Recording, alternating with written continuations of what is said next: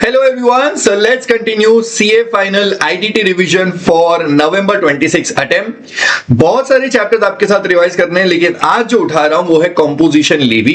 This chapter is the most easiest of all chapters. ये अगर exam में बनेगा तो 4 से 5 नंबर का इसका वेटेज होगा, और अगर मान लो पेपर में आ जाता है तो डेफिनेटली आपको ये जो 4-5 मार्क का बनेगा ये आपको मार्क्स देके जाएगा.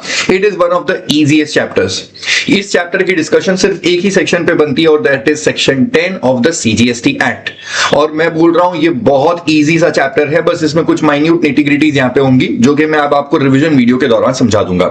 सो having said that, let's continue taking up the most important chapter, the easiest chapter of your CA final syllabus, that is composition levy. Start करने के पहले बताऊं, दो तरीके की कंपोजिशन स्कीम होती है. एक होती है सेक्शन 10(1), 10(2) वाली, और दूसरी होती है 10(2)(a. जो 10(1), 10(2) वाली स्कीम होती है ये मोस्टली जो गुड्स वाले बिजनेस में होते हैं, सप्लायर ऑफ गुड्स, वो लोग लेते हैं. और 10(2)(a) उन लोगों के लिए जो सर्विस सेक्टर के अंदर है. अब अगर आपको 10(1), 10(2) वाली मतलब गुड्स वाली लेनी है या फिर सर्विसेज वाली 10(2)(a) वाली लेनी है, इन दोनों ही कंपोजिशन स्कीम में अगर एंटर होना है तो एंटर होने के पहले कुछ एलिजिबिलिटी कंडीशंस कंप्लाई करनी होगी so that you can avail the scheme. देखो हर कोई नहीं आ सकता है, first you will have to become eligible. तो अगर ये वाली बातें कंप्लाई हो जाती है that means the person is eligible for the composition scheme. अब अगर वो आना चाहे तो आ सकता है, लेकिन मान लो अगर आप एलिजिबल हो भी गए और होने के बाद आपने ऑप्ट कर लिया कि मैंने कंपोजिशन स्कीम ले भी ली है, तो भाई साहब कंपोजिशन स्कीम लेने के बाद वो कब तक वैलिड रहेगी इसके ऊपर भी इस बात बनती है. वैलिडिटी के लिए अपने पास में आगे आता है सेक्शन, मतलब यही वाली स्कीम आती है 10(1), 10(2) की. लेकिन if you want to ensure कि आपकी कंपोजिशन स्कीम करंट ईयर के अंदर वैलिड रहे तो कुछ और कंडीशंस का कंप्लायंस करना होगा, और ये वाली कंडीशंस कंप्लाई करनी है after availing the scheme and that too in the current financial year. तो देखो मैं आपको पहले क्लियर कर देता हूं. मान लो ये फाइनेंशियल ईयर जो 26-27 चल रहा है, इसके अंदर कोई व्यक्ति को कंपोजिशन स्कीम में आना है तो वो सबसे पहले तो इस बात के लिए एलिजिबल हो जाए, और आपको एलिजिबिलिटी कंडीशन पहले कंप्लाई करनी होगी so that you become eligible and then you can opt. इसके लिए एलिजिबिलिटी कंडीशन कंप्लाई करो, और अगर एलिजिबल हो जाते हो तो ले लो, और अगर ले लिया कंपोजिशन स्कीम तो उसके बाद में कब तक वैलिड रहेगी करंट ईयर में, ये डिपेंड करता है इन कंडीशंस के ऊपर. अगर आप ये कंडीशंस कंप्लाई कर रहे हो तो जब तक कंप्लाई कर रहे हो तब तक ठीक है, और अगर कुछ भी गड़बड़ हुई तो उसी वक्त उसी पल कंपोजिशन स्कीम के बाहर हो जाओगे. फॉर एग्जांपल 12 अक्टूबर को कुछ नॉन कंप्लायंस की बात हो गई, तो जो 12 अक्टूबर को नॉन कंप्लायंस की बात हुई है उस दिन से 12 अक्टूबर इटसेल्फ वहां से आप बाहर हो जाओगे कंपोजिशन स्कीम के. ठीक है, so ensure that your scheme remains valid. For that you will have to comply with the conditions after availing the scheme. Now having said that, let us start, let us begin. एक है goods वाली, दूसरी है service वाली, और हम बात कर रहे हैं eligibility conditions which are to be complied before entering the scheme. सबसे पहला point, any person, any bloody person can avail the composition scheme, जिसके अंदर प्रोप्राइटर भी आ सकता है, फर्म भी आ सकता है, LLP भी आ सकता है, कंपनी भी आ सकता है, बॉडी कॉर्पोरेट, कुछ भी आएगा, कोई दिक्कत नहीं है. Any bloody person can avail the scheme if he complies with all the following conditions. सारी कंडीशंस कंप्लाई करना. सबसे पहला, he should be a registered person, GST registered person. दूसरा, ही शुड बी मटर मतलब मैन्युफैक्चरर, ट्रेडर या restaurant service provider. देखो अब इसका क्या बैकग्राउंड है ये तो मैं अभी आपको रिवीजन में नहीं बता सकता हूं, लेकिन मैं क्लास में जरूर बताता हूं कि जो M और T that is manufacturer, trader है, ये तो डेफिनेटली गुड्स के बिजनेस में इन्वॉल्व है. लेकिन एक सर्विस प्रोवाइडर है, रेस्टोरेंट सर्विस प्रोवाइडर, उसको भी सरकार ने यही वाली स्कीम के लिए बोला गया है, that is 10(1) and 10(2). So even though the name suggest it is composition scheme for goods, but इसके अंदर एक सर्विस प्रोवाइडर है और वो सिर्फ और सिर्फ स्पेसिफिकली रेस्टोरेंट सर्विस प्रोवाइडर लोग हैं. और बाकी मैन्युफैक्चरर, ट्रेडर तो पूरा गुड्स का बिजनेस आ गया, क्योंकि स्टार्टिंग में सबसे पहले मैन्युफैक्चरिंग होता है, उसके बाद में ट्रेडिंग एक्टिविटी. तो सारे ही जो नेक्स्ट लेवल पे आते हैं, होलसेलर, डिस्ट्रीब्यूटर, रिटेलर, सब आ जाएंगे इसके अंदर. ओके, सो गुड्स वाले दोनों और एक सर्विस प्रोवाइडर होने चाहिए, मटर, manufacturer, trader and restaurant service provider. अब ये तीन, दो के बाद में थर्ड पॉइंट बोलता है अग्रीगेट टर्नओवर. ध्यान देना, अग्रीगेट टर्नओवर मैं बोल रहा हूं, स्टेट टर्नओवर नहीं बोल रहा हूं. Aggregate turnover is computed on all India basis. एक पैन पे जितने भी GST रजिस्ट्रेशन लिए हुए ऑल ओवर इंडिया, सबका टर्नओवर टोटल कर लो. अग्रीगेट टर्नओवर, लेकिन कब का? Of the preceding financial year. क्या नहीं होना चाहिए? It should not exceed. Exact हुआ तो चलेगा, लेस हुआ तो बहुत अच्छा, लेकिन एक्सीड नहीं होना चाहिए. आपका aggregate turnover of the preceding financial year should not exceed 1.5 crore या फिर ₹75 लाख अगर आपका एक भी बिजनेस मस्ताना वाले स्टेट्स के अंदर है.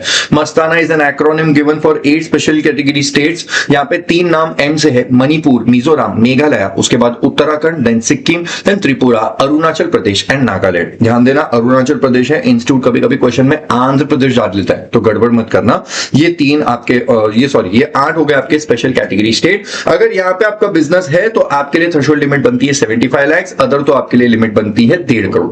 फॉर एग्जांपल अगर मेरा बिजनेस है महाराष्ट्र, गुजरात और त्रिपुरा के अंदर, तो मुझे देखना चाहिए मेरा लास्ट ईयर का aggregate turnover should not exceed ₹75 lakh, total मिलाकर के महाराष्ट्र, गुजरात और त्रिपुरा मिलाकर के। लेकिन अगर मैं कहूं कि it is Maharashtra, Gujarat and Tamil Nadu, तो फिर ऐसे केस में स्पेशल कैटेगरी स्टेट में बिजनेस ही नहीं है और अब मेरे को देखना पड़ेगा 1.5 करोड़। जूम इन करके बता दूं आपको, ये जो 4 केस है 1, 2, 3, 4, इन चारों केसेस में आप कंपोजिशन स्कीम गुड्स वाली लेना चाहते हो। आपका बिजनेस पहले वाले में देखोगे तो कहीं पे भी नहीं है स्पेशल कैटेगरी स्टेट में, तो मेरे लिए लिमिट बनती है 1.5 करोड़ की और मेरा अग्रीगेट टर्नओवर 190 है, so I can not take. In the other case मेरे पास स्पेशल कैटेगरी स्टेट कुछ भी नहीं है, तो लिमिट बनती है 1.5 करोड़ और टोटल मेरा बन रहा है 1,25,00,000, then I can avail, I am eligible for composition scheme. इसके आगे गया तो अब मेरा त्रिपुरा में भी बिजनेस है दोनों केसेस में। अगर त्रिपुरा में बिजनेस है जो कि स्पेशल कैटेगरी स्टेट है, तो आपके लिए लिमिट बनती है 75 लाख।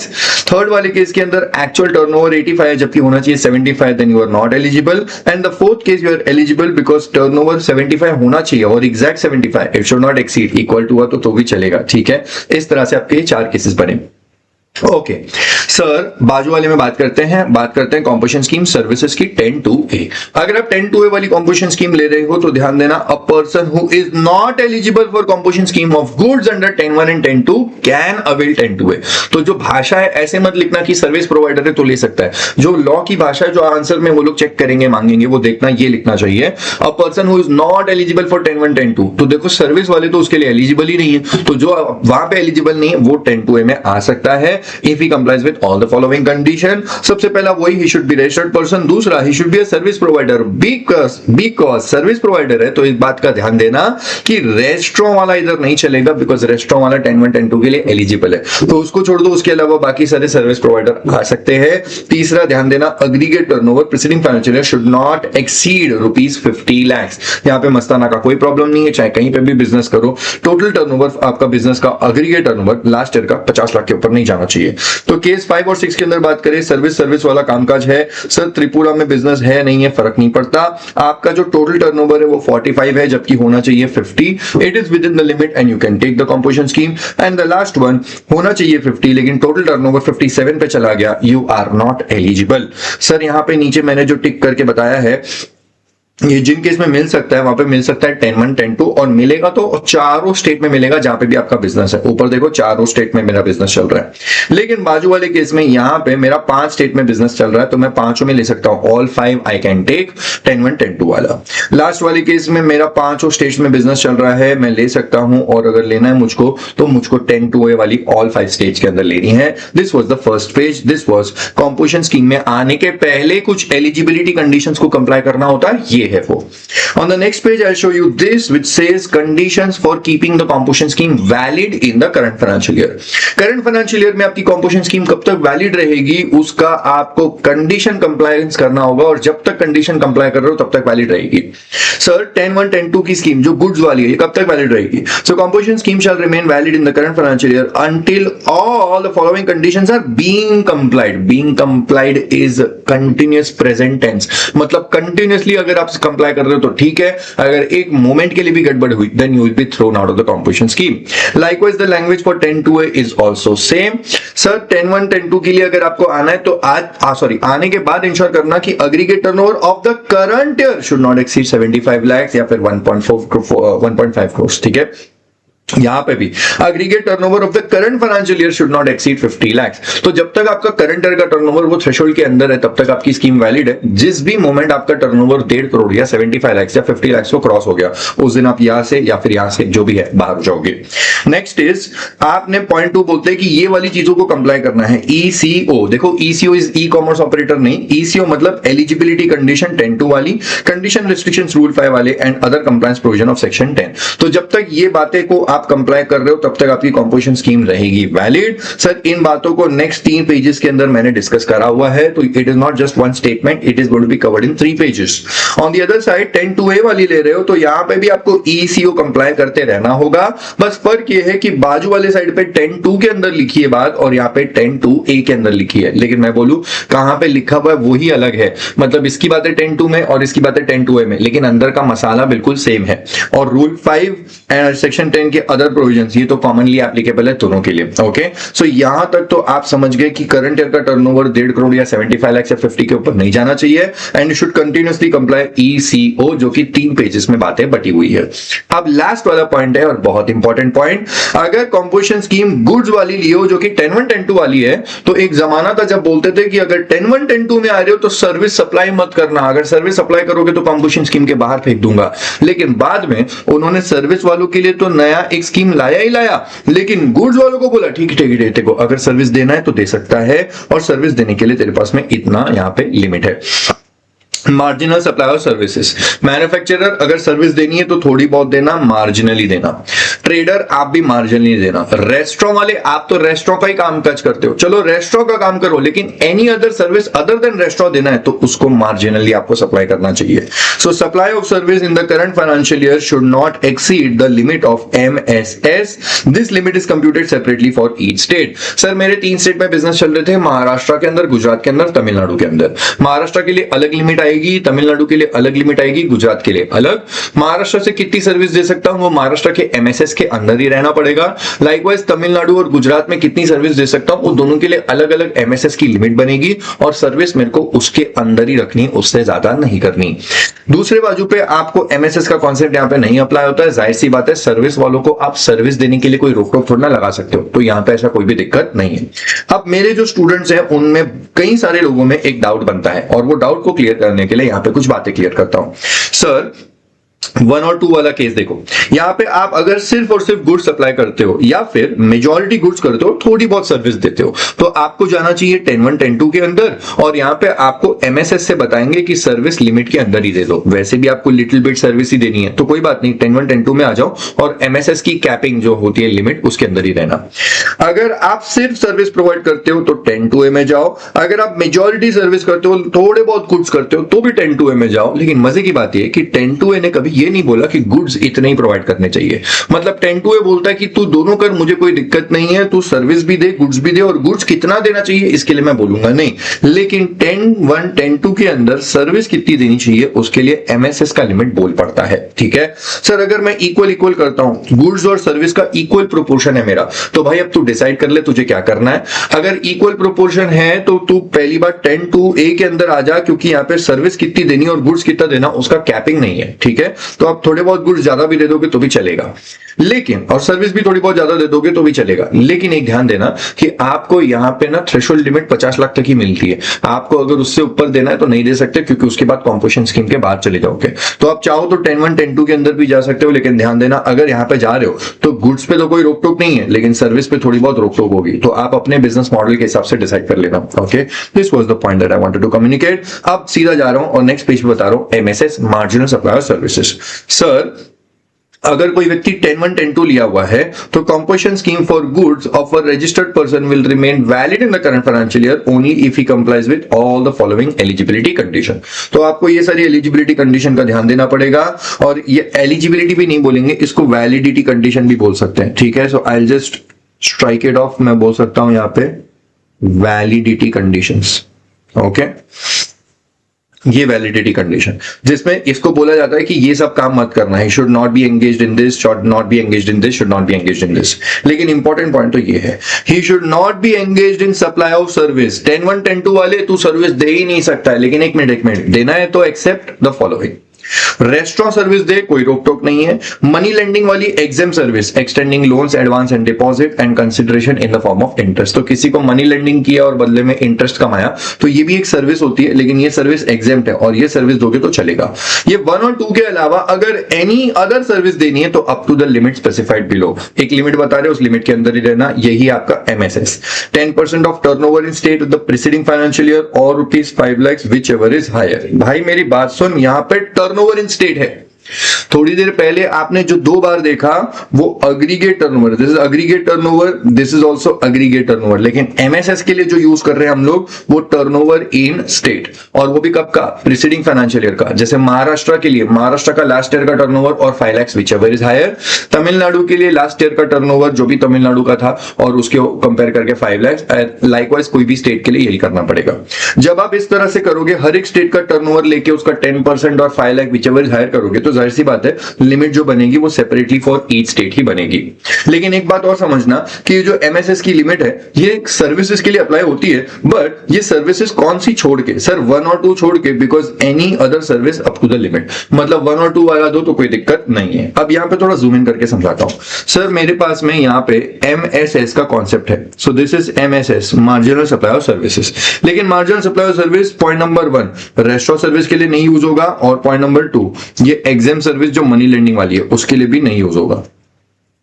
लेकिन आपको एक बात और समझनी है कि ये जो एग्जाम सर्विस है मनी लेंडिंग वाली, उसको लॉ ने एक सर्कुलर ला करके क्लियरली बोला कि हर कैलकुलेशन से बाहर कर दो। ATO that is aggregate turnover में भी मत यूज करना, स्टेट टर्नओवर में भी मत यूज करना, और एमएसएस के लिए भी मत करना। मतलब मैं एक बात आपको क्लियर बोल दूं, आंख बंद करके सीधा जब भी कंपोजिशन का क्वेश्चन उठा रहे हो, एक मनी लेंडिंग वाली ऐसी सर्विस है जिसको आंख बंद करके हर कैलकुलेशन से बाहर कर देना। मेरी बात ध्यान से सुनो, हर कैलकुलेशन से कर देना, चाहे टर्नओवर निकाल रहे हो, चाहे स्टेट टर्नओवर, चाहे एमएसएस, चाहे कुछ भी, सीधा उसको डिलीट कर देना हर कैलकुलेशन से बाहर। मैं बहुत इंपॉर्टेंट पॉइंट बोल रहा हूं, ध्यान देना।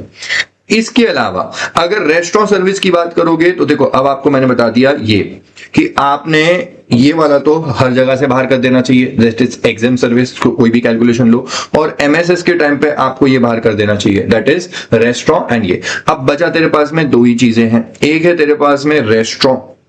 अब रेस्टोरेंट सर्विस का जो भी तेरा टर्नओवर आता है, तूने रेस्टोरेंट में जो भी अपने फूड सप्लाईज करे हुए, वो तेरे अग्रीगेट टर्नओवर में आएगा तो उसको ऐड अप कर देना, वो तेरे स्टेट टर्नओवर में आएगा तो उसमें भी ऐड अप कर देना। लेकिन वही चीज जब तू एमएसएस ले रहा है तो तब तुझे कंसिडर करने की जरूरत नहीं है। और अगर एनी अदर सर्विस है तो भाई साहब उसको अग्रीगेट टर्नओवर में भी जोड़ देना, स्टेट टर्नओवर में भी जोड़ देना, और एमएसएस में भी जोड़ देना। This should help you for understanding this context. यहां पे बता देता हूं, सर सर्विस दे सकते हैं क्या? देखो सर्विस नहीं दे सकते, लेकिन एक छोड़कर, 2 छोड़कर के, रेस्टोरेंट सर्विस देना है 2, और एग्जाम मनी लेंडिंग वाली सर्विस देना है 2, लेकिन any other service up to the following limit 10% of turnover in state of preceding financial year और ₹5 लाख व्हिचएवर इज हायर, ये इतने तक दे सकते हो। ये लिमिट हर स्टेट के लिए अलग होगी और इस लिमिट के अंदर ही रहना। अगर इस लिमिट से ज्यादा सर्विस दे दी तो कंपोजिशन स्कीम के बाहर। Having said that, अब मैं आपको आगे का पॉइंट बता देता हूं।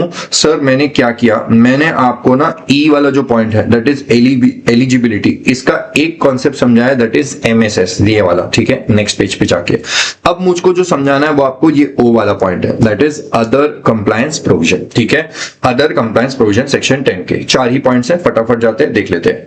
सर ये रहा other compliance provision. Other compliance provision बोलते हैं सबसे पहला कॉन्सेप्ट ऑफ यूनिफॉर्म एप्लीकेबिलिटी, बहुत इंपॉर्टेंट लॉजिक है। सर अगर मेरा 4 स्टेट्स में बिजनेस चल रहा है, एक पैन पे चारों जीएसटी नंबर है अलग अलग लिए हुए, तो अगर एक यूनिट आएगा तो चारों को आना पड़ेगा, और अगर एक यूनिट ने नॉन कंप्लायंस कर दिया तो सब बाहर हो जाएंगे। एक ने नॉन कंप्लायंस किया तो सब बाहर, और अगर एक यूनिट आना चाहता है तो सभी को आना पड़ेगा। एग्जाम में क्वेश्चन पूछेंगे कि 2 यूनिट है, बोलते हैं हम लोग रेगुलर में जाएंगे, और 2 यूनिट है हम लोग बोलते हैं कंपोजिशन स्कीम लेंगे। क्या ऐसा चल सकता है? Answer is no. आना है तो सबको आएंगे, और अगर बाहर तो सब बाहर हो जाएंगे। Concept of uniform applicability.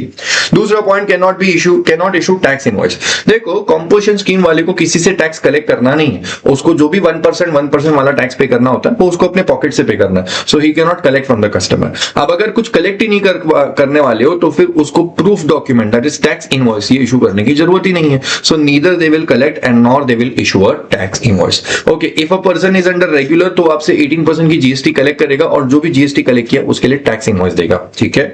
और एक पॉइंट है नीचे, नो आईटीसी, कंपोजिशन स्कीम में आ रहे हो तो आईटीसी नहीं मिलेगा। And then point number 4 that is penalty. अगर आप कंपोजिशन स्कीम में आए हो लेकिन बाद में पता चला कि यू आर नॉट एलिजिबल, तो आपको कंपोजिशन स्कीम के बाहर कर देंगे और आपके ऊपर पेनल्टी वगैरह लगाई जाएगी, वो सब अलग, ठीक है। तो दिस वर सेक्शन 10 के अदर कंप्लायंस प्रोविजन, वो ये रहे।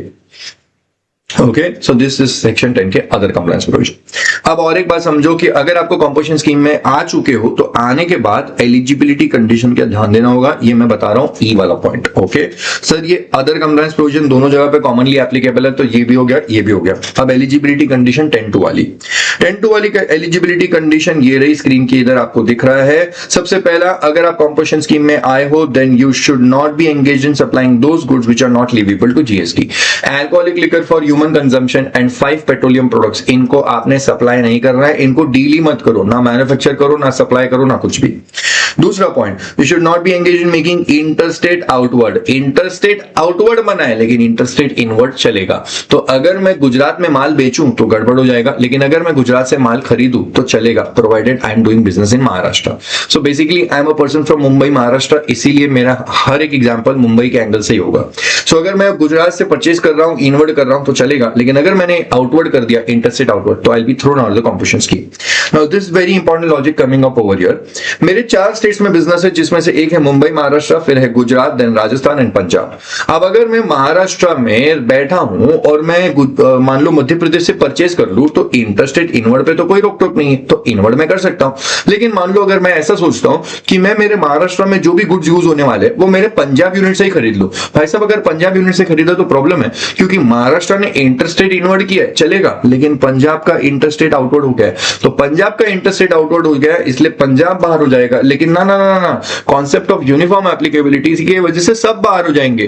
पंजाब का इंटरस्टेट आउटवर्ड इस पंजाब का नॉन कंप्लायंस, लेकिन अगर एक बाहर तो सब बाहर हो जाएंगे। ओके, तो एग्जाम में इस पॉइंट का बहुत इंपॉर्टेंट लॉजिक है, इसको समझ के रखना। स्क्रीन पे एक टेबल आपके सामने रख रहा हूं, चाहिए तो उसको पॉज करके रीड कर लो। सर अगर मैं पॉज करके रीड कर लेना इसको, ठीक है। अगर मैं इंटरस्टेट आउटवर्ड कर रहा हूं तो नहीं चलेगा, अलाउड ही नहीं है, लेकिन इंटरस्टेट इनवर्ड करूं तो चल जाएगा। लेकिन इंटरस्टेट इनवर्ड अगर अपने ही डिस्टिंक्ट पर्सन से करूं तो भी नहीं चलेगा, बिकॉज मेरा इनवर्ड तो चलेगा लेकिन उसका आउटवर्ड हो गया, और अगर उसका इंटरस्टेट आउटवर्ड तो वो बाहर, और वो बाहर तो सब बाहर, ठीक है।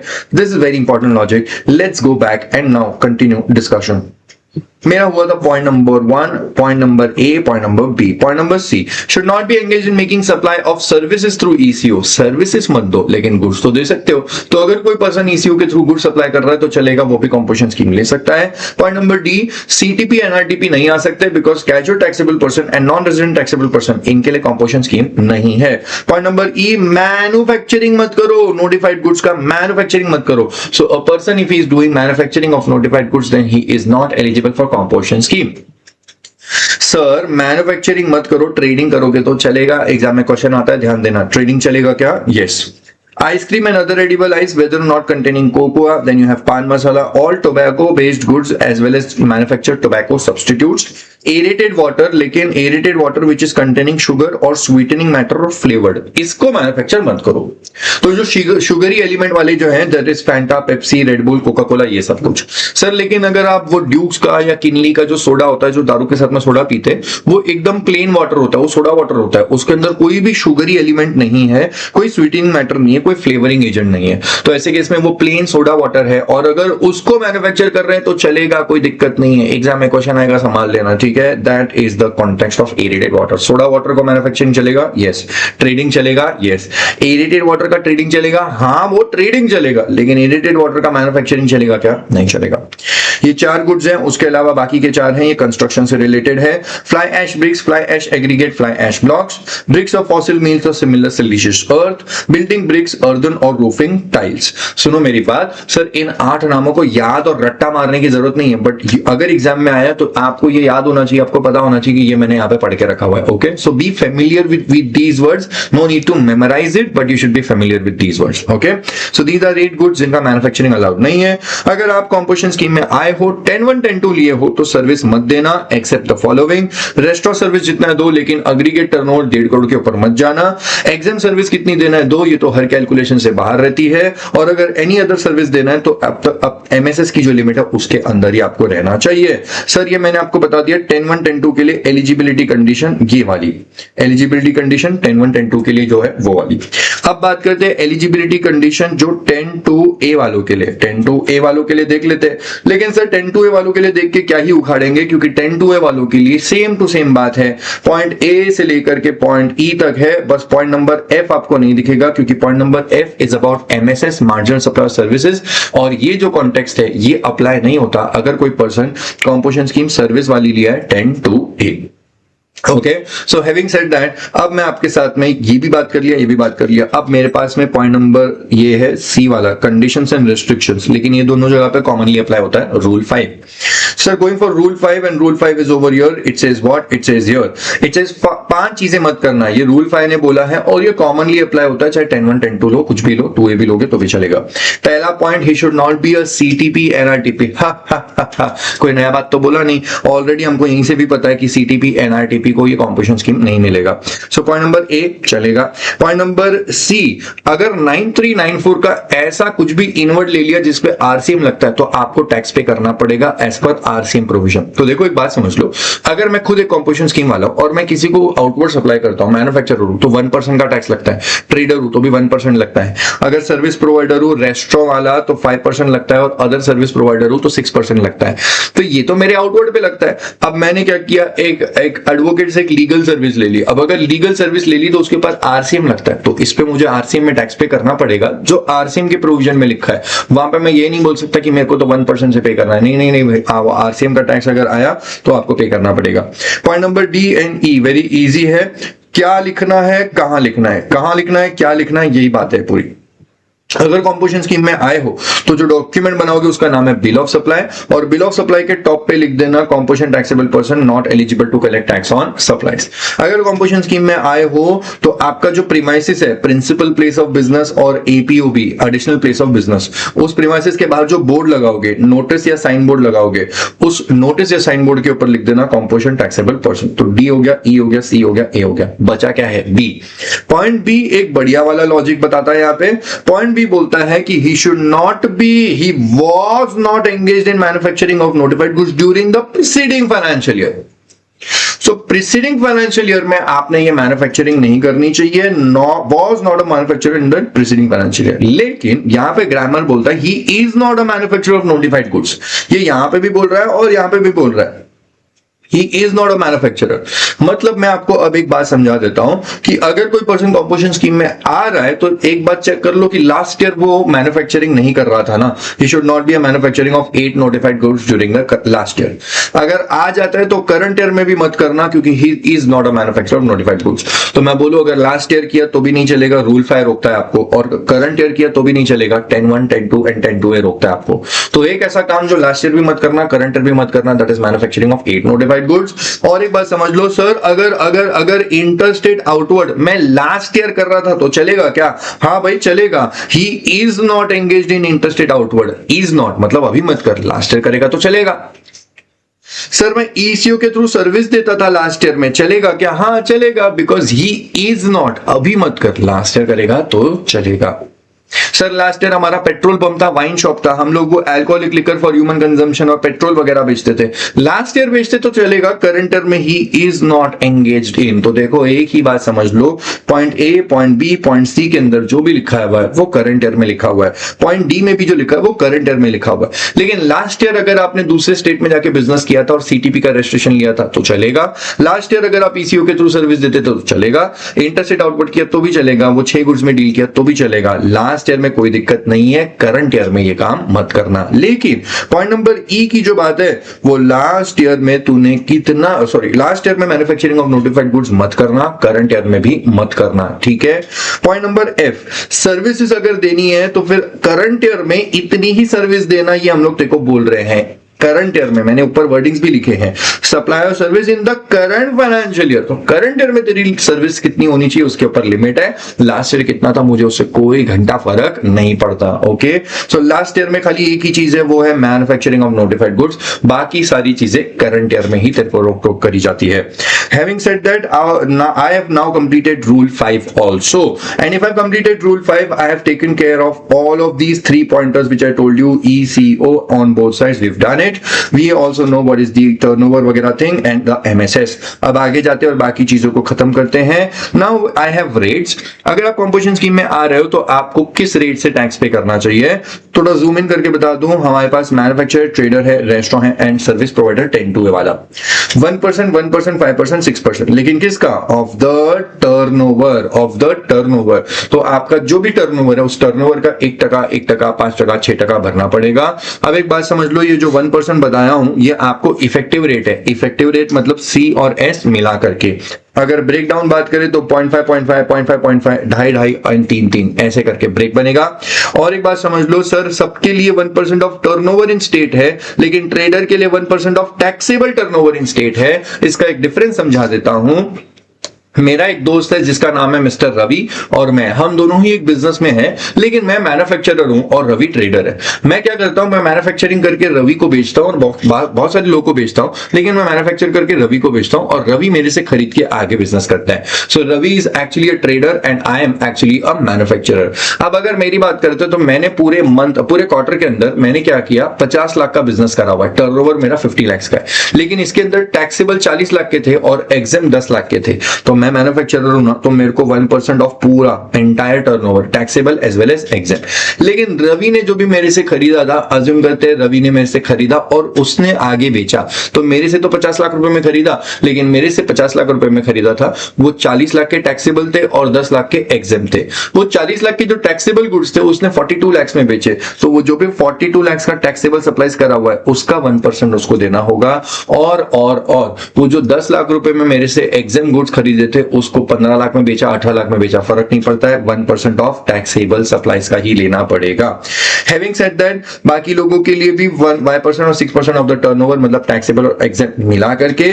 और एक बात समझ लेना, turnover in state of the current financial year. So अगर आपको एमएसएस की लिमिट कंप्यूट करनी है तो turnover in state of preceding financial year, लेकिन अगर आपको टैक्स पे करना है तो आपको लेना पड़ेगा turnover of the current financial year, taxable turnover of the current financial year. Okay, अच्छा सर टैक्स पे करना है कंपोजिशन वाले को, तो कैसे पे करेगा? तो देखो वो फॉर्म भरता है CMP 08, टैक्स पे करता है फॉर्म CMP 08 से। ये क्वार्टरली भरना होता है, even if no supplies have been effected. तो अगर कोई सप्लाईज नहीं भी हुई है तो नील स्टेटमेंट फाइल कर दो CMP 08 का, लेकिन फाइल तो करना पड़ेगा। कब तक फाइल करना है? क्वार्टर खत्म हो जाने के बाद 18 तारीख, तो अप्रैल मई जून का जो CMP 08 है वो 18 जुलाई तक फाइल करना चाहिए। CMP 08 is only for payment of tax. हालांकि जो रिटर्न फाइल करना होता है वो इसके लिए कंपोजिशन वाले के लिए जो रिटर्न होता है वो GSTR 4 होता है, और वो साल खत्म होने के बाद एनुअली एक ही बार फाइल करना है 30 जून तक। ओके, आगे बढ़ते हैं। अब आपको बता दूं कि इस पूरे चैप्टर में 5 अलग अलग तरीके के टर्नओवर है, वो पांचों का अपना अलग अलग पर्पस है। Aggregate turnover preceding financial year का क्यों चाहिए सर? इसलिए चाहिए कि मुझे चेक करना है कि वो कंपोजिशन स्कीम में आ सकता है कि नहीं आ सकता है। एलिजिबिलिटी के लिए मैं इधर लिख देता हूं, फॉर एलिजिबिलिटी। दूसरे वाले केस में क्यों चाहिए? For validity. तीसरे वाले केस में क्यों चाहिए? For MSS। और यहां पे क्यों चाहिए? For tax payment. सबसे पहला वाला turnover aggregate turnover preceding financial year का, वो 1.5 करोड़ या 75 लाख या 50 के अंदर होना चाहिए ताकि मैं कंपोजिशन स्कीम के लिए एलिजिबल हो पाऊं। फिर करंट ईयर का अग्रीगेट टर्नओवर देखना पड़ेगा, वो इसलिए कि इंश्योर करो मेरे कंपोजिशन स्कीम वैलिड है कि नहीं है। Turnover in state of preceding financial year, ये क्यों चाहिए सर? MSS की लिमिट कंप्यूट करने के लिए 10% of turnover in state of preceding financial year. Sir turnover in state of current financial year क्यों चाहिए? टैक्स पे करना है मैन्युफैक्चरर या रेस्टोरेंट या सर्विस प्रोवाइडर के लिए। Sir taxable turnover in state of current financial क्यों चाहिए? सर ये टैक्स पे करना है अगर ट्रेडर को, तो 1% इसी का पे करता है वो, ठीक है। सो ये पूरा का पूरा 5 अलग अलग तरीके का टर्नओवर का बात हुआ। This thing was already explained over here. मैं बोलूं ये वाला जो भी है ना, ये ऑलरेडी मैंने एक्सप्लेन करा हुआ है इधर पे। ये जो है ना, इसके अंदर टिक टिक क्रॉस क्रॉस में एक्सप्लेन कर दिया। अब मेरे पास जो आगे की बातें हैं वो आपको बता दूं, मैंने ये आपको बता दिया पूरा, और इसके आगे है ये, that is this thing also, this is also explain. अब आपको आगे एक थियरी का पेज है, एंट्री एग्जिट वाला बता दूंगा और पीछे टर्नओवर का बता दूंगा। पहली बात तो ये टेबल है, स्क्रीनशॉट लेके रख लो, जिनने भी लिखना है लिख लेना। सर डॉक्यूमेंट कौन कौन से इशू कर सकते हैं? तो देखो कंपोजिशन स्कीम वाला जो बंदा होता है उसकी जिंदगी में एक ही डॉक्यूमेंट है, bill of supply, bill of supply. अब चाहे वो टैक्सेबल गुड्स बेचे या एग्जाम बेचे, इसकी जिंदगी में हमेशा क्या बनेगा, बिल ऑफ सप्लाई। अच्छा, कोई अगर व्यक्ति एग्जाम सप्लाई कर रहा है, अब चाहे वो रेगुलर वाला हो चाहे कॉम्पोजिशन वाला हो, अगर एग्जाम कर रहा है तो इसकी जिंदगी में हमेशा एक ही डॉक्यूमेंट बनेगा, बिल ऑफ सप्लाई, क्योंकि ये लोग टैक्स कलेक्ट ही नहीं कर पाएंगे। अब एक ही केस में है, दैट इज रेगुलर बंदा जो कॉम्पोजिशन स्कीम में नहीं है, अगर वो टैक्सेबल सप्लाईज करे तो जो डॉक्यूमेंट बनाएगा उसका नाम है टैक्स इनवॉइस। ओके, अब आते हैं और बात करते हैं टर्नओवर की। एग्रीगेट टर्नओवर में क्या क्या लेना होगा। सर ध्यान देना, बहुत इंपॉर्टेंट चीज है, अच्छे से ध्यान देना। 5 तरीके के टर्नओवर है, जिसमें से 2 एग्रीगेट टर्नओवर है, एक लास्ट ईयर का एक करंट ईयर का।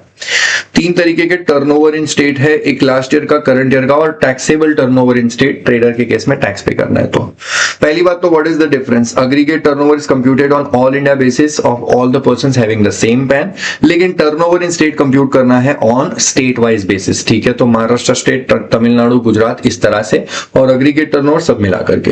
एग्रीगेट टर्नओवर की काउंटिंग करोगे तो take all the variable starting from 1 April, include all the value of supply starting from 1 April. तो हर साल के लिए फ्रेश कैलकुलेशन होगा, जानबूझ के डेटा 23 मार्च 23 मार्च से देंगे, वो 7-8 दिन काम का नहीं है। आपको कब से एडअप करना है सर डेटा, 1 अप्रैल से काम करना है। या फिर अगर 23 मार्च से दिया हुआ है और आपको बोल रहे हैं, मान लो फाइनेंशियल ईयर 26-27 के लिए पूछ रहे हैं और 23 मार्च 2026 से दिया हुआ है, तो वो मार्च 26 का डेटा काम का नहीं है। लेकिन अगर फाइनेंशियल ईयर 25-26 का बात पूछे तो फिर बस 23 मार्च से 31 मार्च तक का ही काम लेना, क्योंकि जो मार्च 26 है तब तक का ही डेटा चाहिए, आगे का नहीं चाहिए। तो ये लोग मैनिपुलेट करेंगे, ध्यान देना, आपको 1 अप्रैल से लेके उस पूरे फाइनेंशियल का डेटा ऐड करना चाहिए। टर्नओवर इन स्टेट की काउंटिंग के लिए आपको डेटा कब से लेना चाहिए। सो टर्नओवर इन स्टेट की काउंटिंग करते वक्त you should take all the variables starting from the date on which person becomes liable for registration. नीचे एक एग्जांपल है, समझाऊंगा, लेकिन उसके पहले यहां पे आते हैं। सर ये 5 तरीके के टर्नओवर के अंदर कुछ चीजें जो हमेशा एक्सक्लूड हो जाएंगी। पहला, जीएसटी का टैक्स, जीएसटी का सेस मत लो। दूसरा, कोई भी तरीके का इनवर्ड, कोई भी इनवर्ड, क्योंकि आप तो टर्नओवर निकाल रहे हो, टर्नओवर में तो सेल्स होगा, तो टर्नओवर में सेल्स होगा, इनवर्ड कभी भी नहीं आएगा। ठीक है, कोई भी इनवर्ड नहीं आएगा। तीसरा जो मैंने बोला था, हर कैलकुलेशन से बाहर कर देना exempt service of interest on loans, advance and deposit. और उसके आगे है outward transactions which are not supply under GST.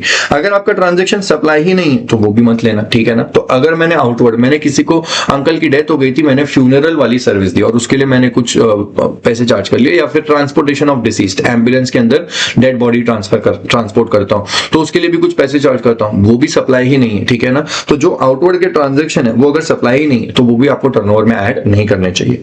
वो 3-4 एक्सक्लूजन यहां से भी हट जाएगी और यहां से भी एक्सक्लूड कर देना है। ठीक है, अब क्या क्या इंक्लूड करना है। अगर aggregate turnover preceding financial year का निकाल रहे हो तो ले लेना ऑल आउटवर्ड सप्लाई, ऑल में क्या क्या आएगा सर, टैक्सेबल भी आएगा, हाँ, क्या एग्जाम भी आएगा, हाँ, क्या एक्सपोर्ट भी आएगा, हाँ, क्या इंटरस्टेट आउटवर्ड भी आएगा, हाँ। क्योंकि लास्ट ईयर आप इंटरस्टेट आउटवर्ड कर सकते थे तो आपने एक्सपोर्ट किया होगा, चलेगा, आपने कोई इंटरस्टेट आउटवर्ड किया होगा तो भी चलेगा। अब कुछ बुद्धिजीवी मुझे बोलते हैं सर आपने इंटरस्टेट बोला है तो, अरे इंटर बोला है तो इंट्रा भी आएगा भाई साहब। It is not only that interstate भी आएगा, इंट्रास्टेट भी आएगा। सर अगर बोल रहा हूं मैं ऑल आउटवर्ड ले लो तो आउटवर्ड लेना, तो क्या मत लेना, कोई भी इनवर्ड मत लेना। अगर मैं बोल रहा हूं ऑल आउटवर्ड सप्लाईज ले लो तो मेरे आउटवर्ड के ट्रांजैक्शन जो सप्लाई है वो ही लेना, अगर आउटवर्ड के ट्रांजैक्शन सप्लाई है ही नहीं तो वो मत लेना।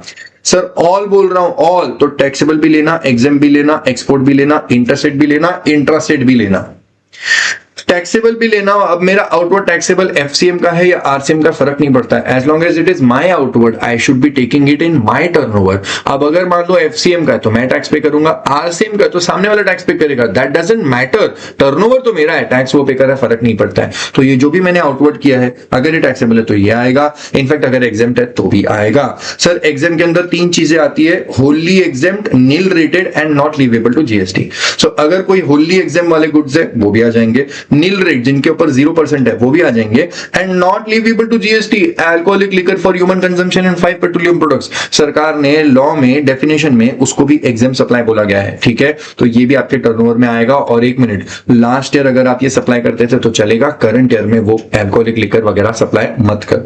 लास्ट ईयर में इंटरस्टेट आउटवर्ड करता था तो चलेगा, लेकिन करंट ईयर में ये मत करना।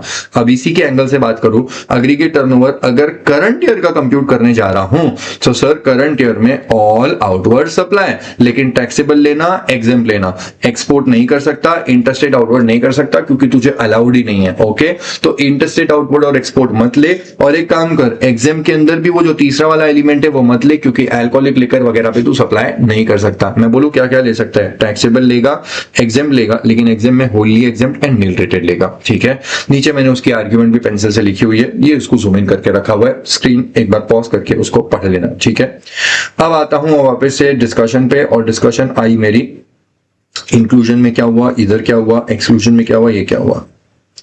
टर्नओवर इन स्टेट कंप्यूट कर रहे हैं ना, what ever you taken care of over year, ये ऊपर वाला जो डेटा है और ये वाला जो डेटा है ये सब कुछ नीचे मैच होता है। ठीक है, लेकिन लेकिन लेकिन it will be matching over year and over year. Preceding financial year का टर्नओवर इन स्टेट ले रहे हो तो टैक्सेबल लेना, एक्सपोर्ट लेना, एग्जाम लेना, एक्सपोर्ट लेना, इंटरस्टेट आउटवर्ड, और इधर 3 एलिमेंट्स आएंगे वो यहां पे भी आते हैं।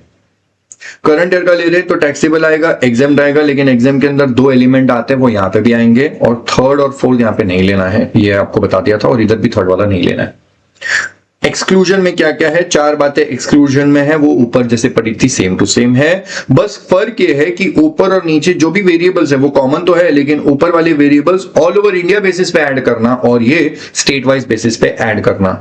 ऊपर वाले वेरिएबल्स लेते वक्त 1 अप्रैल से जो भी ट्रांजेक्शन हुआ सब कंसिडर कर लेना, लेकिन नीचे वाले में तब ऐड करना जब कोई पर्सन लायबल फॉर रजिस्ट्रेशन हो जाता है। Now taxable turnover in state, जब ट्रेडर का बात कर रहे हैं तो बस टैक्सेबल ही लेना है, इसमें तो एग्जाम कुछ भी नहीं आएगा। ठीक है, बस टैक्सेबल ही आएगा। टैक्सेबल अगर एफसीएम वाला है, आरसीएम वाला है, दोनों आ जाएंगे। ओके, अब एक एग्जांपल समझते हैं। कोई मिस्टर महेश है, he supplying services and he wants composition की, उसका आपको ये डेटा सामने दिख रहा है, अप्रैल में 3 लाख का बिजनेस हुआ, मई में और जून में अकॉर्डिंगली टोटल कर रहे हैं तो 18 लाख दिख रहा है, ये 3। अब अगर 18 लाख है, अज्यूम करते हैं थ्रेशोल्ड लिमिट 20 लाख की है, तो जब तक आपका 20 लाख क्रॉस नहीं होता आप लायबल नहीं होते, और अगर लायबल नहीं होते टर्नओवर इन स्टेट में वो डेटा नहीं आएगा, क्योंकि टर्नओवर इन स्टेट में उस दिन से जिस दिन से आप लायबल हुए थे। फिर उसके बाद जुलाई में 7 लाख का बिजनेस किया है, अब मैं बोलूं यहां तक देखे तो 25 लाख हो जा रहा है, क्या 20 क्रॉस हो गया है? हाँ, तो फिर जिस दिन से लायबल हुआ उस दिन से काउंट करना, तो फिर एक्स्ट्रा 5 लाख का बिजनेस हुआ है तो टर्नओवर इन स्टेट मेरा 5 लाख पे पहुंचा है। उसके बाद 12 लाख दोनों जगह पे लिखा, 20 लाख दोनों जगह पे लिखा, बिकॉज यहां पे अब मैं लायबल हो चुका हूं तो टर्नओवर इन स्टेट में आएगा, और यहां पे तो भाई साहब 1 अप्रैल से ही आ जाता है। अब टोटल अगर देख रहे हैं तो 57 लाख हो गया, लेकिन एक मिनट, महेश को तो सर्विस देना है और सर्विस के लिए आपकी थ्रेशोल्ड लिमिट होती है 50 lakh. So the moment you cross 50, जो ऊपर के 7 लाख का एडिशनल अमाउंट है उसके ऊपर नॉर्मल रेट से टैक्स लगेगा, और 50 लाख तक हो उसमें कॉम्पोजिशन स्कीम में रह सकते हो। Okay, so now I am giving you a diagram over here. 0 to 20 sir इसमें तो कोई टैक्स ही नहीं देना है क्योंकि आप अनरजिस्टर्ड से। 20 से 50 के बीच में जो 30 लाख का बिजनेस हुआ है उस पे 6% का टैक्स देना क्योंकि कॉम्पोजिशन स्कीम में थे, विच इज 1,80,000, और 50 लाख से 57 लाख दैट इज 57, यहाँ पे 7 लाख का जो गैप हुआ है उस पे 18% का टैक्स देना चाहिए। सो 1,80,000 and 126 should give you total of 306, इतना टोटल टैक्स पे करना होगा मिस्टर महेश को टिल द मंथ ऑफ सितंबर। ठीक है, सो ये एक बढ़िया सा आपको टेबल यहाँ पे बता दिया। अब आगे बढ़ते हैं और बात करते हैं बाकी की। एंट्री एंड एग्जिट इंटीमेशन, बहुत ज्यादा हार्ड ये नहीं है, बहुत इजी बनेगा। एंट्री एंड एग्जिट इंटीमेशन, सबसे पहला कौन कौन आ सकता है, तो देखो अगर कोई पर्सन अनरजिस्टर्ड है तो वो रजिस्ट्रेशन लेके आएगा, और कोई ऑलरेडी रजिस्टर्ड है तो वो तो रजिस्टर्ड ही है। अगर कोई पर्सन अनरजिस्टर्ड है तो सबसे पहले उसको रजिस्ट्रेशन लेना होगा। रजिस्ट्रेशन के लिए फॉर्म भरेगा REG01, उस फॉर्म के पार्ट बी के अंदर लिख देगा कि मुझको कॉम्पोजिशन स्कीम चाहिए। सो ये रजिस्ट्रेशन के लिए अप्लाई कर रहा है, साइमल्टेनियसली ये भी बोल रहा है मुझको कॉम्पोजिशन स्कीम चाहिए, तो गवर्नमेंट ने बोला ठीक है तुम्हारी रजिस्ट्रेशन एप्लीकेशन को ही हम लोग इंटीमेशन मान लेंगे और अलग से इंटीमेशन देने की जरूरत नहीं है। ऐसे केस में कॉम्पोजिशन स्कीम इफेक्टिव कब से होगी? From the date on which registration is effective. मजे की बात यह है कि क्या ये middle of the financial year में भी आ सकता है? यस, क्योंकि रजिस्ट्रेशन तो आप कभी भी ले सकते हो। तो मेरे को 7 सितंबर को अप्लाई करना है और फिर मेरा रजिस्ट्रेशन 20 सितंबर को आ रहा है, क्या चलेगा? हाँ चलेगा, कोई दिक्कत नहीं है, आप साल के बीच में भी आ सकते हो। लेकिन एक मिनट, अगर आप ऑलरेडी रजिस्टर्ड हो, पहले से ही रजिस्टर्ड हो, तो आप कॉम्पोजिशन स्कीम में तब आ सकते हो जब साल का पहला दिन होगा, 1 अप्रैल को ही एंटर कर सकते हो। इसके लिए इंटीमेशन कब देना होगा? Intimation shall be filed prior to the commencement of financial year for which the option is exercised. लेकिन एक बात समझ लो, डीम्ड इंटीमेशन है। मेरे 4 स्टेट्स में बिजनेस चल रहे हैं, महाराष्ट्र, गुजरात, राजस्थान एंड पंजाब, लेकिन कॉम्पोजिशन स्कीम के अंदर आता है यूनिफॉर्म एप्लीकेबिलिटी, एक आएगा तो सबको आना पड़ेगा। तो अगर महाराष्ट्र स्टेट में मैंने एक इंटीमेशन दे दिया prior to the commencement of financial year, तो फिर ये गुजरात के लिए, राजस्थान के लिए, पंजाब के लिए डीम्ड इंटीमेशन हो जाएगा और यहाँ पे अलग से इंटीमेशन देने की जरूरत नहीं है। पॉइंट नंबर 3 बोलता है कि कॉम्पोजिशन स्कीम इफेक्टिव कब से होगा, it will be effective from the beginning of the financial year. Point number 2 बोलता है कि अगर आप कॉम्पोजिशन स्कीम में आ रहे हो तो अब आपको फ्यूचर में कोई भी आईटीसी नहीं मिलेगा, लेकिन जिस दिन आपने एंटर किया उस दिन आपके पास में कुछ गुड्स थे जिनके ऊपर आप ऑलरेडी आईटीसी लेके बैठे हो। ये जो आईटीसी लिया हुआ है इसको रिवर्सल करना पड़ेगा और रिवर्सल के लिए एक स्टॉक स्टेटमेंट देना पड़ेगा। फाइनेंशियल ईयर चालू होगा from the commencement of financial year, वहां से 60 डेज के अंदर ये एक स्टेटमेंट फर्निश कर देना और जितना भी आईटीसी ले चुके हो वो रिवर्सल कर देना। आगे गया तो एग्जिट इंटीमेशन है। एग्जिट में अगर जा रहे हैं तो 3 केस है। पहला, exit due to non compliance. दूसरा, एग्जिट वॉलंटरीली। अगर नॉन कंप्लायंस हुआ है, वो जो ECO ये सारी कंडीशंस थी, कंप्लाई नहीं करी, तो आपको बाहर जाना पड़ेगा। ऐसे केस में आपको एक इंटीमेशन देना होगा with in 7 days of the occurrence of event. जिस भी दिन कांड हुआ वहां से 7 दिन के अंदर अंदर इंटीमेशन दे देना। इंटीमेशन में जो भी डेट लिख के दोगे that date will be taken as the date of withdrawal. Sir अगर बाहर जाने की इच्छा है, वॉलंटरीली बाहर जाना है, नॉन कंप्लायंस नहीं किया है, तो फिर जब भी आपको जाना है उसके पहले before the date of withdrawal आप एक इंटीमेशन दे देना। इंटीमेशन में जो भी डेट लिख के दोगे उसी को मान लेंगे हम लोग इफेक्टिव डेट ऑफ विड्रॉवल। तीसरा केस, धक्के मार के पूरी बेइज्जती से बाहर निकाला, आपको तो बाहर जाना ही नहीं था, लेकिन जो ऑफिसर है उसको लग रहा है कि आपने नॉन कंप्लायंस करी है और आप एलिजिबल नहीं हो कॉम्पोजिशन स्कीम के लिए। ऐसे केस में ऑफिसर आपको शो कॉज नोटिस देगा और बोलेगा बताओ आपको कॉम्पोजिशन स्कीम के बाहर क्यों ना फेंक दूं। आप उसको रिप्लाई देना। अगर रिप्लाई सेटिस्फैक्टरी हुआ तो कुछ एक्शन नहीं लेगा, लेकिन अगर रिप्लाई सेटिस्फैक्टरी नहीं हुआ या फिर आपने रिप्लाई ही नहीं दिया, ऐसे केस में ऑर्डर पास कर देगा और ऑर्डर पास करके आपको कॉम्पोजिशन स्कीम से बाहर निकाल देगा। इफेक्टिव डेट क्या होगी? Effective date will be the date determined by the officer in the order. Order में लिख के देगा, वही डेट मान लेंगे। एग्जिट कैसा होगा? ड्राई एग्जिट होगा। ड्राई एग्जिट बोले तो डी दैट इज डॉक्यूमेंट। कल तक कौन सा डॉक्यूमेंट बना रहा था मैं? बिल ऑफ सप्लाई बना रहा था, चाहे टैक्सेबल करूं चाहे एग्जाम। अब रेगुलर में जाऊंगा तो टैक्सेबल के लिए टैक्स इनवॉइस और एग्जाम के लिए बिल ऑफ सप्लाई। रेट पहले 1%, 1%, 5%, 6% का रेट लगता था, अब रेगुलर रेट लगेगा 18%, 12%, 5%, 28% जो भी है। आईटीसी पहले बिल्कुल भी आईटीसी नहीं मिलती थी, फ्यूचर में आपको आईटीसी मिलेगी, लेकिन सेक्शन 16 वगैरह का कंप्लायंस करना होगा। और एक बात समझ लो, अगर कॉम्पोजिशन स्कीम के एग्जिट कर रहे हो, रेगुलर में जा रहे हो, तो जो भी स्टॉक है वो स्टॉक के ऊपर अब तक आईटीसी नहीं लिया था लेकिन अब आगे ले लेना चाहिए, तो फिर इस दिन पे जो भी स्टॉक है उसके ऊपर आप आईटीसी ले सकते हो, क्योंकि वैसे भी आप किस में घुस गए हो तो रेगुलर में। तो वो स्टॉक जिसके ऊपर आईटीसी लेना है उस स्टॉक की डिटेल्स आपको देनी होगी 30 डेज के अंदर। तो देखो, अगर रिवर्सल करना है तो स्टेटमेंट कितने दिन में देना पड़ेगा? 60 डेज में। और अगर अवेल करना है, क्योंकि कॉम्पोजिशन स्कीम के बाहर जा रहा हूं, तो फिर अवेल करने के लिए 30 दिन के अंदर स्टॉक देना पड़ेगा। ये जो भी डिटेल्स हैं इसको आईटीसी चैप्टर के अंदर दोहराएंगे। यहां तक मेरे पास में जो डेटा लिखा हुआ था बता दिया। अब एक बार के लिए मैं पीछे वो भी डेटा ऐड कर देता हूं जो मेरे मतलब हैंड रिटन नोट्स है, तो आपको पूरा आइडिया आ जाएगा। Okay, just wait for it. Okay, so ये जो हैंड रिटन वाले जो नोट्स है ये कॉम्पोजिशन लेवी के जो क्लास में लिखे थे उसके ऊपर बता देते हैं। सर ये तो आपको सिंपल सा पता है कि जब तक आपका टर्नओवर 10, 20, 40 क्रॉस नहीं होता तब तक आप कॉम्पोजिशन स्कीम में आओगे नहीं, आप तो अनरजिस्टर्ड हो। लेकिन जैसे ही 10, 20, 40 क्रॉस होगा आप कॉम्पोजिशन स्कीम में आ सकते हो। अब आप एक रजिस्टर्ड पर्सन हो और कॉम्पोजिशन स्कीम में हो। अगर 1.5 करोड़ के ऊपर भी चला जाता है तो अब आप रजिस्टर्ड पर्सन हो और आप कॉम्पोजिशन स्कीम के बाहर आ चुके हो, आप रेगुलर में हो। कॉम्पोजिशन स्कीम में आना है कि नहीं आना है ये ऑप्शनल है, हम फोर्स नहीं कर रहे, आपकी मर्जी, आपको आना है आओ, नहीं आना है मत आओ। कोई रिटर्न फाइल करनी होगा, कोई जीएसटी कंप्लायंस नहीं करनी होती, कुछ भी नहीं है। अनरजिस्टर्ड हो, नीदर लायबल फॉर रजिस्ट्रेशन वगैरह वगैरह कुछ भी नहीं है, टैक्सेबल पर्सन भी नहीं हो। किसी से टैक्स कलेक्ट नहीं करना, गवर्नमेंट को पे भी नहीं करना, कुछ आईटीसी नहीं मिलेगा, कुछ भी नहीं होगा। लेकिन अगर कॉम्पोजिशन स्कीम में आते हो तो एक ही रिटर्न फाइल करोगे जीएसटीआर 4, 4 बार स्टेटमेंट फाइल करोगे क्वार्टरली सीएमपी 08, बहुत कम कंप्लायंस करने होंगे, रजिस्टर्ड हो इसलिए आपको टैक्सेबल पर्सन भी बोला जा सकता है। You can not collect tax from the customer, ये प्रॉब्लम है, लेकिन जब पे करना है तो अपनी जेब से ही पे करना है, 1%, 5%, 6% ऑफ द टर्नओवर। और आईटीसी नहीं ले सकते, कॉम्पोजिशन स्कीम में आए हो, रजिस्टर्ड हो तो भी कॉम्पोजिशन स्कीम में हो, इसलिए आईटीसी नहीं मिलेगा। थर्ड वाला स्लॉट जो 1.5 करोड़ के ऊपर चले गए या फिर वो पर्सन जिन्होंने यहां से ही रेगुलर में चले गए और इसमें गए ही नहीं वो लोग, तो उन सबके लिए ये वाला स्लॉट बनता है। दैट इज आप रजिस्टर्ड हो, मंथली या क्वार्टरली फाइलिंग करोगे 1 और 3B की, एनुअल स्टेटमेंट रिटर्न फाइल करना है जीएसटीआर 9, सारे के सारे कंप्लायंस करने होंगे, रजिस्टर्ड पर्सन हो इसलिए टैक्सेबल पर्सन भी कहलाए जाओगे। क्या आप टैक्स कलेक्ट कर सकते हो फ्रॉम द कस्टमर? यस, आपको टैक्स पे करना होगा गवर्नमेंट को at the normal rates and you can take the ITC also. Okay, so this was the data जो मुझे समझाना था, ये आपके सामने स्क्रीन पे। Okay, now having said that, अब आगे बढ़ता हूं और बाकी की बात बताता हूं। So what is the difference between composition levy and regular levy? अगर कंपोजिशन स्कीम में हो तो सिर्फ एक ही बार फाइल करोगे जीएसटीआर 4 और सीएमपी 08 साल में 4 बार। लेकिन अगर आप रेगुलर में हो तो आपको 25 रिटर्न फाइल करने पड़ेंगे। अज्यूम आप मंथली में हो तो 1 आपको 12 फाइल करने पड़ेंगे, 3 भी 12 और जीएसटीआर 9 एक एनुअल स्टेटमेंट है। प्रॉपर अकाउंटिंग करने की जरूरत नहीं पड़ती, लेकिन अगर रेगुलर में आओगे तो जरूरत पड़ेगी। Cost of maintaining the books of accounts is comparatively less और यहाँ पे ज्यादा है। आईटीसी नहीं मिलता, कस्टमर से टैक्स कलेक्ट नहीं कर सकते, लेकिन अगर रेगुलर में आओगे तो आईटीसी भी मिलेगा, टैक्स भी कलेक्ट कर सकते हो। आगे बढ़े तो पता चला कंडीशंस कुछ एलिजिबिलिटी की है जो पहले कंप्लाई करनी पड़ती है और आफ्टर वाली वैलिडिटी की कंडीशंस हैं वो 10(1) 10(2) के लिए अकॉर्डिंगली करनी है। सर ये वाला कॉन्टेक्स्ट अभी आपको समझ में नहीं आएगा, ये रिटर्न रजिस्ट्रेशन चैप्टर में समझ में आ जाएगा। इसके अलावा ये बहुत इंपॉर्टेंट चीज है, सर क्या वो 6 गुड्स के अंदर सप्लाई करना है, कर सकते हैं क्या? तो देखो लास्ट ईयर में करोगे तो चलेगा, प्रीसीडिंग फाइनेंशियल ईयर में चलेगा, लेकिन करंट ईयर में नहीं चलेगा। सर अगर इंटरस्टेट आउटवर्ड करना है तो लास्ट ईयर में नहीं चलेगा, करंट ईयर में चलेगा।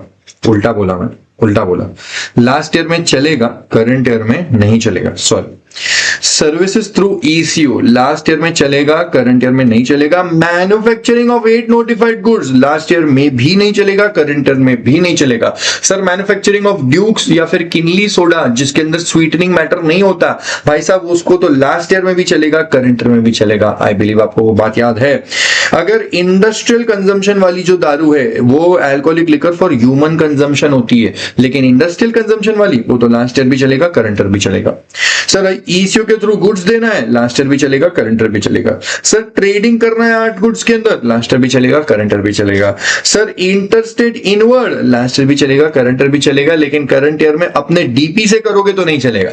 ठीक है, लास्ट ईयर में डीपी से करोगे तो चलेगा, वो पंजाब से ले लिया तो वो वाला गड़बड़। ठीक है, ATO and TIS aggregate turnover in turnover in state. तो देखो अग्रीगेट टर्नओवर की काउंटिंग करनी है तो अग्रीगेट टर्नओवर की काउंटिंग, अब 3 एंगल के लोग हैं। एक ऐसा पर्सन जो ऑलरेडी रजिस्टर्ड है, ठीक है, मैं हाइलाइटर से बताता हूं, ये बंदा है ऑलरेडी रजिस्टर्ड। दूसरा है जिसने रजिस्ट्रेशन लिया है voluntarily, registration voluntarily even before becoming liable. और तीसरा पर्सन रजिस्ट्रेशन तब लेता है जब वो लायबल हो जाता है, takes registration when he becomes liable. अब तीनों ही केसेस में अग्रीगेट टर्नओवर की काउंटिंग तो उस दिन से चालू कर देना जो कि 1 अप्रैल है, लेकिन टर्नओवर इन स्टेट की काउंटिंग अगर आप ऑलरेडी रजिस्टर्ड हो तो 1 अप्रैल से लेना। अगर आप वॉलंटरीली बीच में ही रजिस्ट्रेशन ले लेते हो तो जिस दिन रजिस्ट्रेशन ग्रांट हुआ, और अगर लायबल होने के बाद लेते हो तो फिर उस दिन से एड अप करना जिस दिन से आप लायबल बने। टेक्स्ट बुक के अंदर, मॉड्यूल के अंदर सब जगहों पे इसके बारे में बोला हुआ है और इसके बारे में बोला हुआ है, लेकिन जो चीज नहीं बोली है वो ये है, जो मैंने अभी ज़िगज़ैग अंडर में जो नहीं बोली है वो ये है। ये आपको एनालिसिस से समझना पड़ेगा। Okay, so just take a screenshot या जो भी है you want, I can just, मैं आपको ये नीचे कमेंट इसके अंदर डाल दूंगा। अभी टेलीग्राम अभी फिलहाल के लिए बैन है तो मैं नहीं तो टेलीग्राम पे अपलोड कर देता, बट मैं इसको अब मेरे डिस्क्रिप्शन बॉक्स के अंदर डाल दूंगा। ठीक है, aggregate turnover and state turnover of mister सुभान, ये कोई मिस्टर सुभान एक स्टूडेंट क्लास के अंदर था, उसके पॉइंट ऑफ व्यू से बताया। सर अगर आउटवर्ड सप्लाई कर रहे हैं तो वो इंटर इंट्रा दोनों आएगा, एफसीएम वाला, और अगर आरसीएम वाला है तो इंट्रा इंटर वो भी आएगा। एग्जाम कर रहे हो तो 0% वाला भी आएगा, होली एग्जाम भी आएगा, नॉट लीवेबल टू जीएसटी वाला भी आ जाएगा, और अगर एक्सपोर्ट कर रहे हो तो जिसको एक्सपोर्ट कर रहे हो वो भी आ जाएगा, सब कुछ आ जाएगा।